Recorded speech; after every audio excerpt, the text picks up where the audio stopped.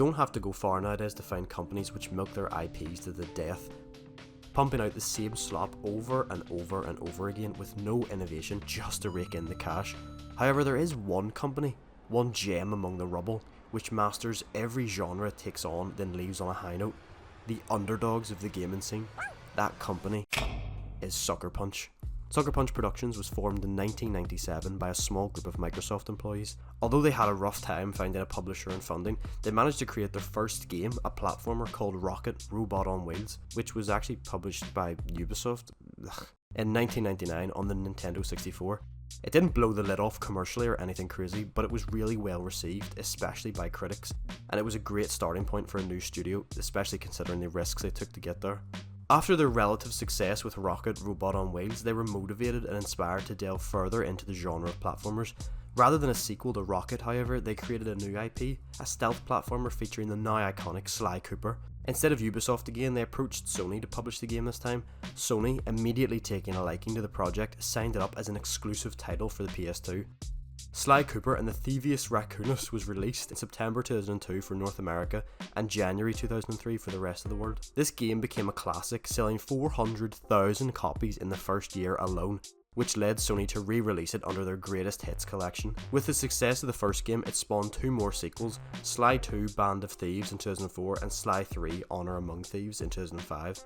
There was a fourth game, Sly Cooper Thieves in Time, made in 2013, although this was pushed by Sony onto a different studio altogether and it didn't really perform as well as the first three. All of these games sold extremely well and grossed millions of dollars each in their lifetimes. Sucker Punch had found great success in the platforming genre and very well could have just continued pumping out Sly Cooper games for another 20 years, similar to another platforming giant who just doesn't know when to quit. But they didn't. They had their fun, grossing millions of dollars, but they hung up the coat on a high note.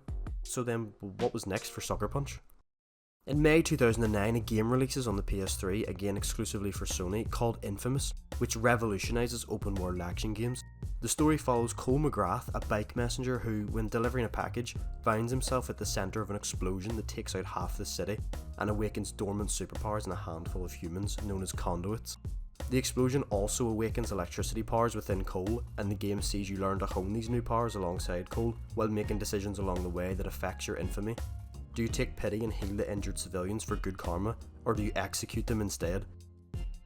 Infamous featured a really cool karma system whereby the more actions you do for either side of the karmic scale, the more your powers, appearance and the world around you would change to reflect your choices, making Cole either famous or infamous. The story was unique and fresh, and the world building and characters were interesting and easy to jump into. The game also featured a then unique parkour system, allowing players to traverse Cole up the side of buildings, along railway lines and so on.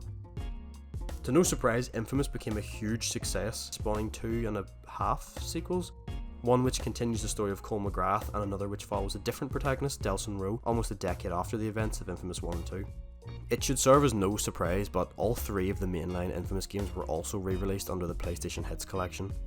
So after rounding out the Infamous trilogy, it was widely speculated that Sucker Punch had finished with their work on the superhero comic book genre, and although a sequel to Infamous Second Son was something fans were hoping for, this would never come to light, and Sucker Punch would again hang up the coat on a mastered genre and franchise. So what now? They've mastered platformers, superhero games.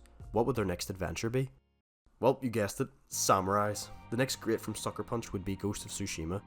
Released in 2020, right at the end of the PS4 era, Ghost of Tsushima was a perfect way to go out and immediately stole the show. With a budget of only around $60 million, I say that like I have a spare $60 million lying around. It managed to sell over 13 million units, meaning the potential revenue is well over $700 million.